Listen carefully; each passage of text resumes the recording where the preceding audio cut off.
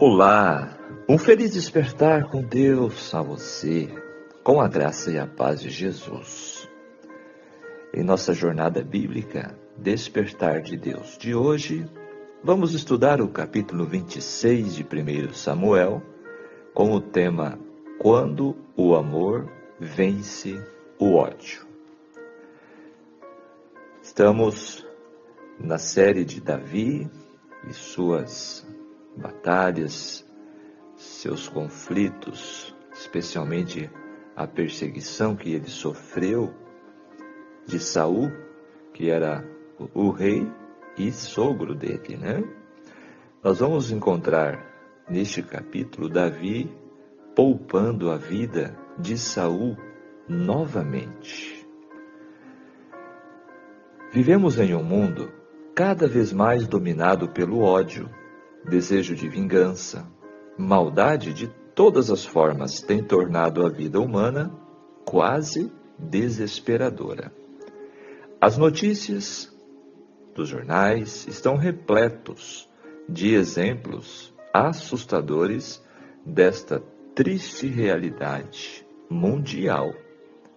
Desde a história de Caim e Abel, lá no início da nossa história humana, o amor e o ódio travam uma batalha diária na humanidade. No capítulo de hoje, vamos ver novamente Davi poupando a vida de Saul, que o perseguia com ódio feroz. Quais são as lições que encontramos neste capítulo? Como você age diante das atitudes negativas de outras pessoas? As lições práticas extraídas de 1 Samuel 26 são valiosas e aplicáveis em nossas vidas diárias hoje. Primeiramente, a decisão de Davi de não matar Saul nos ensina sobre a importância da misericórdia e do perdão. Em um mundo onde a vingança é muitas vezes vista como uma resposta aceitável, Davi nos lembra que agir com compaixão e respeito, mesmo em face de traição, é um sinal de verdadeira força de caráter. Essa escolha nos convida a refletir sobre como reagimos às ofensas, às injustiças em nossas próprias vidas. Além disso, a história destaca a importância de confiar em Deus para lidar com nossas batalhas. Davi não tomou a justiça em suas próprias mãos, mas confiou que Deus cuidaria de sua situação. Você está convidado a conhecer os detalhes desta jornada de estudo do capítulo 26 de hoje. Então, este capítulo não é, agora vamos para os comentários principais, não é a repetição do mesmo episódio que ocorreu no capítulo 23. Os dois eventos podem ser parecidos, mas não se trata da mesma situação. A segunda narrativa confirma o distúrbio psíquico de Saul. Trata de um homem que não se dominava mais e que não se arrependia do mal que praticava. Lembrando que a cidade de Saul se chamava Gibeá.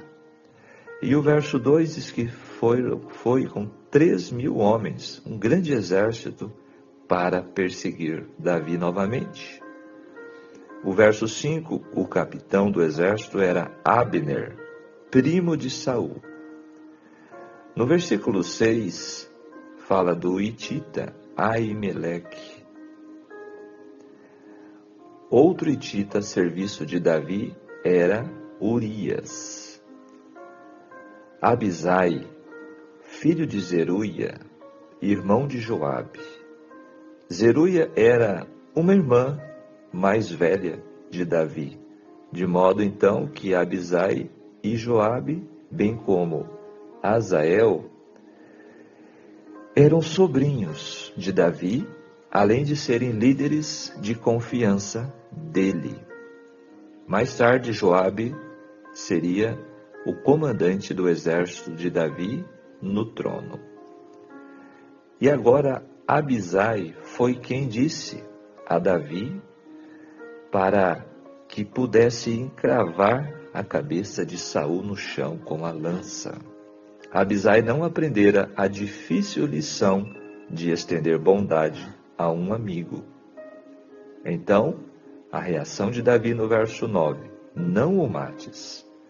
Davi desenvolveu sua filosofia de vida não com base na tradição, mas nos princípios estabelecidos pela revelação divina. Davi possuía um refinado discernimento espiritual e compreendia que a lei de Deus proibia qualquer ação contra o rei, como a que Abisai defendia. Ficamos em situação semelhante quando temos líderes, seja na igreja ou no governo, que não são fiéis ou incompetentes. Pode ser fácil para nós criticarmos ou agir contra um líder de modo diferente aos propósitos e tempo desconhecidos de Deus. Ao escolher não fazer o mal, Davi deixou o destino de Saul nas mãos de Deus. Enquanto não devemos ignorar o pecado ou a inércia e permitir que os líderes levem a efeito sua impiedade, não devemos executar ações contrárias às leis de Deus. Um mal não justifica o outro, né? Devemos trabalhar pela justiça, ao mesmo tempo que confiamos em Deus. Então, no verso 11 fala da lança e da bilha da água, que estava ali ao lado de Saul. Então, o verso 12, da parte do Senhor, lhes havia caído em profundo sono, outra indicação do texto de que a providência de Deus estava trabalhando na vida de Davi. O milagre que permitiu a esses homens caminhar em meio a 3.000 soldados até o centro do grupo sem serem vistos, foi uma evidência do lado do conflito em que se encontrava a providência. A intervenção foi uma condenação da natureza instável de Saul, que prometera uma coisa e pouco tempo depois violou sua palavra, fazendo exatamente o contrário. Saul realmente era um homem de mau caráter. Agora, verso 18, que fiz eu? A atitude de Davi em relação a Saul foi respeitosa, cheia de amor. É preciso tato para conseguir repreender e obter mudança de atitude da parte de quem está no erro. Agora, no verso 20, uma perdiz. A perdiz, cujo nome em hebraico significa aquele que chama, é um termo sabiamente escolhido para Davi, que fica em pé na crista da montanha e clama. Agora o verso 21, a reação de Saul: volta, meu filho. Saul ficou emocionado quando percebeu que sua vida novamente fora preciosa aos olhos de Davi. O rei convidou Davi a voltar para Gibeá e prometeu proteção. Embora o convite para voltar tenha sido um gesto gentil, levaria a uma situação difícil, pois Saul dera a mulher de Davi a outro homem. Davi, ciente então do distúrbio psíquico de Saul, não acreditava mais nele. Para evitar maiores humilhações, refugiou-se na Filístia. Davi não tinha garantia alguma de que o estado de espírito de Saul continuaria o mesmo por muito tempo. Então, o verso 25 conclui dizendo: bendito. As últimas palavras de Saul para Davi são uma bênção, assegurando-lhe sucesso. e diz que continuou o seu caminho. Descrente em relação a uma mudança definitiva na atitude de Saul, Davi escolheu permanecer como fugitivo. Então, esses são os comentários dentro dos versículos deste capítulo 26. São 25 versículos, né? Agora, o livro Patriarcas e Profetas, ele nos traz mais detalhes. A atitude exemplar de Davi. Depois da morte de Samuel, Davi ficou em paz por alguns meses. Novamente se dirigiu à solidão dos Zifeus, mas estes inimigos, esperando conseguir favor do rei, informaram a este do esconderijo de Davi. Tal conhecimento despertou o demônio da paixão que estivera a dormir no peito de Saul. Mais uma vez convocou seus homens de armas e os levou à perseguição de Davi. Espias que lhe eram amigos, porém, levaram ao filho de Jessé a notícia de que Saul de novo estava a perseguir. E com alguns de seus homens Davi partiu, para saber o lugar em que estava seu inimigo. Era noite, quando, avançando cautelosamente, chegaram ao acampamento, e viram diante de si as tendas do rei e seus auxiliares. Não foram notados, pois o arraial estava a dormir em silêncio. Davi chamou seus amigos para irem com ele ao próprio meio de seus adversários. Olha só, que situação! Em resposta à sua pergunta, quem descerá comigo a Saul ao arraial? Respondeu prontamente Abisai, eu descerei contigo. Ocultos pelas densas sombras das colinas, Davi e seu auxiliar entraram no arraial do inimigo, procurando certificar-se do número exato de seus adversários. Chegaram a Saul, adormecido, estando sua lança cravada no solo e uma bilha de água à sua cabeceira. Ao lado dele estava deitado Abner, chefe do exército, e ao redor deles estavam os soldados, entregues ao sono. Abisai levantou sua lança e disse a Davi: Deus te entregou hoje nas suas mãos a teu inimigo. Deixa-mo, pois, agora encravar com a lança de uma vez na terra, e não ferirei segunda vez. Esperou a palavra que lhe desse permissão. Caíram, porém, em seus ouvidos estas palavras cochichadas: nenhum dano lhe faças, porque quem estendeu a sua mão contra o ungido do Senhor e ficou inocente? Vive o Senhor, que o Senhor o ferirá. Ou o seu dia chegará em que morra, ou descerá para a batalha e perecerá. O Senhor me guarde de que eu estenda a mão contra o ungido do Senhor. Agora, porém, toma lá a lança que está à sua cabeceira e a bilha da água e vamo-nos. Tomou, pois, Davi a lança e a bilha da água da cabeceira de Saul e foram-se. E ninguém houve que o visse, nem que o advertisse, nem que acordasse, porque todos estavam dormindo, pois havia caído sobre eles um profundo sono do Senhor. Olhe para esse detalhe, né? Versos 8 a 12. Um profundo sono do Senhor. Quão facilmente o Senhor pode enfraquecer o mais forte, remover a prudência dos prudentes e zombar da perícia do mais atento. Este segundo exemplo do respeito de Davi pela vida de seu soberano produziu impressão ainda mais profunda no espírito de Saul e alcançou dele um reconhecimento mais humilde de sua falta. Ficou admirado e vencido com tal manifestação de bondade.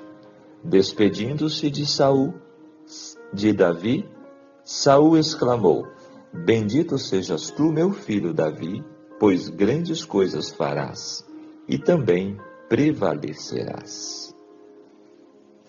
Patriarcas e Profetas, a partir da página 668. Lição preciosa para nós, não é mesmo? Não precisamos nos angustiar, nos desesperar, nos encher de ira diante daqueles que se levantarem contra nós. Façamos a nossa parte e deixemos o resto nas mãos de Deus. Mais um exemplo muito especial de Davi. Agora, vamos aplicar este capítulo em nossas vidas hoje. Àquela altura da maturidade, Davi aprendera a confiar mais no cuidado divino. Como consequência de Engedi e do encontro com Nabal, Davi entendeu que Deus cuidaria dele. Além disso, até mesmo Saul amadureceu nessa questão, pois ele acreditou que se Davi havia poupado o ungido do Senhor, o Senhor, por sua vez, livraria Davi. Por conseguinte, Saul confessou pela segunda vez que Davi triunfaria. Amados, devemos ter paciência e ciência que Deus está atento a tudo o que acontece no mundo. Não importa quão importante alguém seja ou o alto cargo que ocupe, Deus é soberano e está acima de tudo e de todos. Não importa o quanto é feito, visando impedir os planos de Deus, ninguém pode interceptá-lo. Em sua misericórdia, ele limita a atuação do mal. Nós devemos confiar em sua administração. Ele está no controle de tudo. Finalizando nossa reflexão, a decisão de Davi de poupar Saul não só demonstra sua lealdade a Deus, mas também sua disposição para agir com misericórdia e compaixão. Ele compreendeu que a vingança não era a resposta e que a verdadeira liderança envolve a capacidade de perdoar e agir com integridade, mesmo em face de traição. Essa escolha de Davi reflete um exemplo poderoso de autocontrole e fé, mostrando que ele estava disposto a confiar em Deus para lidar com suas dificuldades, em vez de agir por impulso. Além disso, a decisão de Davi teve um impacto significativo em sua reputação e em sua futura liderança. Ao escolher a misericórdia em vez da vingança, Davi se estabeleceu como um líder justo e digno, ganhando o respeito de seus seguidores e do povo de Israel.